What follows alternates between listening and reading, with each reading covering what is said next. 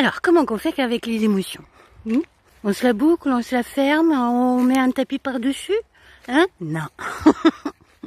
Alors là, vous n'y êtes absolument pas.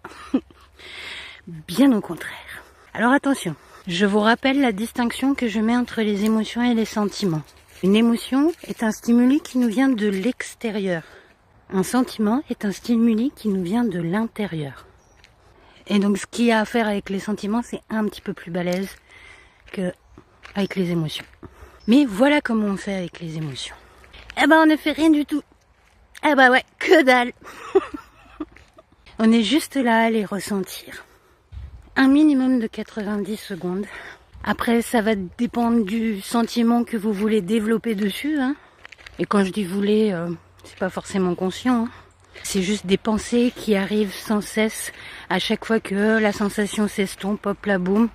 On a la pensée qui nous ramène vers l'événement et qui nous redonne les émotions liées à cet événement. Donc là, on parle bien des émotions uniquement. Les sentiments, on verra ça dans un prochain épisode. Et donc vous vous asseyez et vous ressentez. Ou vous restez debout, vous ressentez. Vous fermez les yeux si vous pouvez, ou pas. Mais en tout cas, vous ne faites que ressentir, vous ne pensez à rien. Vous ressentez tous les effets que ça produit sur votre corps. Vous ne jugez pas l'émotion. Vous ne vous dites pas « Ah, il faudrait pas que je ressente ça. Ah, c'est de sa faute si je ressens ça, etc. etc. » Ah, j'aurais dû dire ceci, j'aurais dû dire cela, etc. etc. Que dalle. Vous ne faites que ressentir. Il va y avoir un moment où vous allez avoir un pic de la sensation. Et c'est le moment où vous allez avoir tendance à vous distraire. Mais maintenant que vous savez ça, bah non.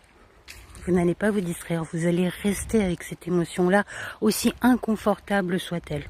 Et vous allez voir, très vite, elle va s'estomper. Et elle reviendra beaucoup moins facilement face au prochain stimuli. Parce que derrière ça, une fois que l'émotion s'est calmée, vous aurez une intuition qui va vous dire ce que vous devez en faire de cette émotion. Ce sera une petite voix qui vous dira juste « fais ci, fais ça ». Et ce sera des pensées qui vont se répéter. Et si vous vous dites « oh ben non, je peux quand même pas faire ça », eh ben, ça va revenir. L'intuition va se répéter, répéter, répéter jusqu'à ce que vous le fassiez. Et alors attention, on a plutôt intérêt à suivre nos intuitions. Parce qu'il y en a certaines qui ne sont absolument pas vitales, hein. Mais il y en a d'autres aussi. Et quand c'est vital, quand ça joue sur notre fonctionnement optimal, à savoir notre bonheur, hein, authentique.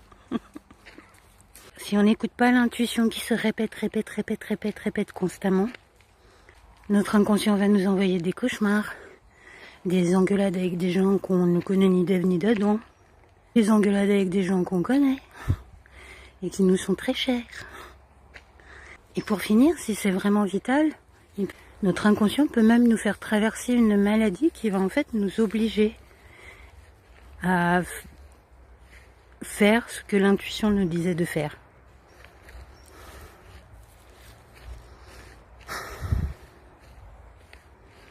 Et voilà, autant pour les émotions. Ah bien vite pour les sentiments, c'est un tout petit peu quand même plus complexe que ça. Hein.